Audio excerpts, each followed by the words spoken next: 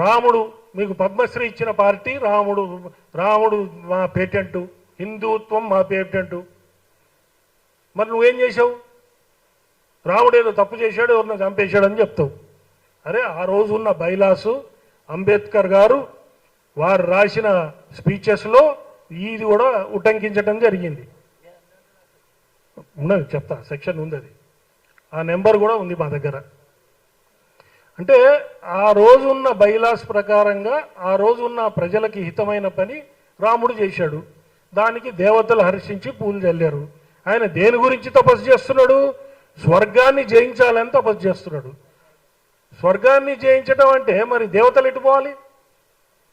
అందుకని ఆ కార్యక్రమం జరిగింది. అది కాకుండా ఆయన కన్వీనియంట్గా ఆయన దళితుడు కాబట్టి ఇది చేశారు, బ్రాహ్మణులు చెప్పారట. అంటే ఇప్పుడు మొన్న అన్నాడు శ్రీకృష్ణుడు మా బావ అన్నాడు. సరే మీ బావగారే. ద్రోణాచార్యుడు ఏకలవ్యుడుని గురుదక్షిణగా ఈ బొటపనేలు అడిగాడు. దాన్ని కన్వీనియంట్గా చెప్పుకుంటున్నాడు. ద్రోణాచార్యుడు ఎవరి గురించి అడిగాడు? అర్జునుడు గురించి అడిగాడు. అర్జునుడు ఎవరు? మీ బావగారికి బావగారే అంటే మీ అన్ననే కదా, మీ అన్ననో మీ తమ్ముడో కదా. అరే మీ గురించే మేం చేస్తుంటే మళ్ళీ మమ్మల్ని అంటదేందా? ఇట్లా ఇప్పుడు పెడార్థాలు తీసుకుంటూ పోతే ఎన్నన్నా తీయచ్చు పెడార్థాలు. మనం వానరులందరూ ఆదివాసులు అంటారు. బ్రాహ్మణ జాతి ఔన్నత్యం గురించి మీకు 2 మాటలు చెప్తా. ఈ దేశంలో తరతరాలుగా గుళ్ళు రాజులు కట్టిస్తే గుళ్ళు ప్రతిష్ట చేసేది, ప్రతిష్ట ఎవరు చేస్తారు? పీఠాధిపతులు చేస్తారు. కుంభాభిషేకం ఎవరు చేస్తారు? పీఠాధిపతులు చేస్తారు, బ్రాహ్మణులు చేస్తారు. మేము ఎప్పుడైనా ఇప్పుడు కులాల ప్రసక్తి తీసుకొచ్చాడు కాబట్టి చెప్తున్నా, మేము అందరినీ భగవంతుడుగా, శ్రీకృష్ణుని భగవంతుడుగా, మేము భగవద్గీతని మేము నమ్ముతాం. భగవద్గీత మీద చేయబెట్టి ఏదన్నా అంటే అది దాని మీద నిలబడతాం మేము. అట్లాంటిది మేము శ్రీకృష్ణుడు గుళ్ళు కట్టించాం, వాళ్ళు కట్టించారు, మేము ప్రతిష్ట చేశాం. రాముడు గుళ్ళు మేము ప్రతిష్ట చేశాం, ఆంజనేయ స్వామి గుళ్ళు ప్రతిష్ట చేశాం. కానీ మా బ్రాహ్మణులు అని చెప్పి మేము చాణక్యుడికి గుడి కట్టలే, పరశురాముడికి ఎక్కువ గుళ్ళు కట్టుకోలే. మేము మీ వాళ్ళ గుళ్ళే కట్టినాం కదా, మీ వాళ్ళ గుడిలో ప్రతిష్ట చేసినాం కదా. మళ్ళీ మమ్మల్ని ఎందుకు మీరు, మా జాతిని ఎందుకు మీరు క్రిటిసైజ్ చేస్తున్నారు?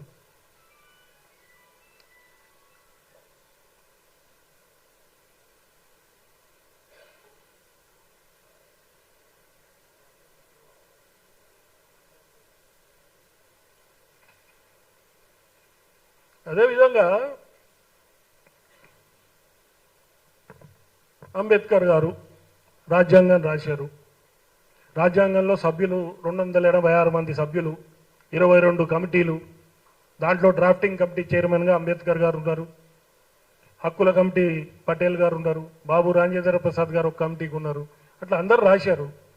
కానీ చైర్మన్ అంబేద్కర్ గారు. మేము గౌరవిస్తాం. రేపు 14 అంబేద్కర్ గారి జయంతి, మేము గౌరవిస్తాం. వారికి కూడా వినతి పత్రం ఇస్తాం, ఈయన కొంచెం బుద్ధి మార్చమని చెప్పి. ఆ రోజు ఏంటి అంబేద్కర్ గారికి ఆ పేరు ఎక్కడి నుంచి వచ్చింది? వారి గురువు గారు ఇచ్చారు, అంబేద్కర్ అని నా పేరు తీసుకోమని. మీకు అందరికీ తెలిసి విషయాలు.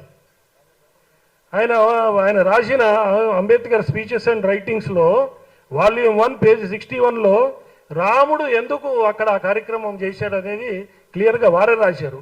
అది చూసుకోవాలి. అది చెప్పరు, అది తెలియదని కాదు, నేను ఆయనకు తెలుసు. కానీ ఆయన కన్వీనియంట్ ఉన్న వరకే ఆయన ఈ కార్యక్రమాలు చేస్తున్నాడు. ఇప్పుడు ఏంటి దీని వెనకాల రహస్యం ఏంటి అనేది కూడా మేము కొంచెం శోధన చేయడం జరిగింది. ఆయనది అయిపోయింది ఎంఆర్పి సిద్ధము. ఇప్పుడు కొత్త దుకాణం దళిత క్రైస్తవులు సెకండ్ ఇన్నింగ్స్లో నేను చెప్తున్నా 100% ఆయన ఫెయిల్ అవుతాడు. ఫస్ట్ ఇన్నింగ్స్ సక్సెస్ అయ్యాడు, సెకండ్ ఇన్నింగ్స్లో ఫెయిల్ అవుతాడు. ఫస్ట్ ఇన్నింగ్స్లో మార్కులు, సెకండ్ ఇన్నింగ్స్లో మార్కులు బీరంబాట అయిపోతాయి. దయచేసి ఇప్పటికైనా మానుకోండి. మీ దళిత హిందువుల గురించి పనిచేయండి. మీకు 61 కులాలు ఉన్న ఎస్సీల్లో నువ్వు ఒక్కడికి మాట్లాడితే అందరు 61 కులాలకి రిప్రజెంటేషనా? 61 కులాల గురించి మాట్లాడవా? నువ్వు చెప్తే అయిపోయినట్టేనా? ఇప్పుడు అక్కడ ఎంఎంఎస్ అని ఒక కొత్త ఆర్గనైజేషన్ వచ్చింది. మోతుపల్లి నరసింహులు గారు తిరుగుతున్నారు, నా మిత్రుడు. ఆయన తిరుగుతూ మాదిగ జాతినంతా ఏకం చేస్తున్నాడు. ఈయన ప్రభ ఎక్కడ తగ్గిపోతుందా అని ఇప్పుడు ఈయన కొత్త దుకాణం పెట్టుకున్నాడు. మీరు ఆల్రెడీ వారి హిస్టరీ, ఇంకా నువ్వు మళ్ళీ కొత్తగా నువ్వు ఏం చేయక్కర్లే. నీకు హిస్టరీలో నీ పేరు ఉండిపోయింది. ఇప్పుడు కొత్త దుకాణం పెట్టుకొని ఆ పేరు పోగొట్టుకుంటావా లేదో మీరే ఆలోచించాలని చెప్పి వారికి చెప్తున్నా నేను. మీరు స్వాతంత్ర పోరాటం తీసుకున్నా, నక్సలైట్ ఉద్యమం తీసుకున్నా, ఇంకే ఉద్యమం తీసుకున్నా కూడా బ్రాహ్మణులు అందరితో పాటు ప్రముఖ పాత్ర వహించారు. అందరూ బాగుండాలనే బ్రాహ్మణులు కోరుకున్నారు తప్పితే ఎవరి గురించి కూడా వారు ఆలోచించింది లేదు. సనాతన ధర్మ రక్షణ కోసం బ్రాహ్మణులు నిలబడ్డారు. విదేశీ దండయాత్రల నుంచి గుడులని విగ్రహాలని కాపాడింది బ్రాహ్మణులు. పురాణాలన్నీ తగలబెడితే అవన్నీ కూడా బ్రెయిన్లో పెట్టుకొని మళ్ళీ రాసిన వాళ్ళు బ్రాహ్మణులు. సమసమాజ స్థాపనకు పోరాటం చేసింది బ్రాహ్మణులు. సంఘ ఆర్థిక సంస్కరణలు చేసింది బ్రాహ్మణులు. అస్పృశ్యత నివారణ కోసం పోరాటం చేసింది కూడా బ్రాహ్మలే. మీరు గూగుల్ అడగండి, గూగుల్ చెప్తుంది.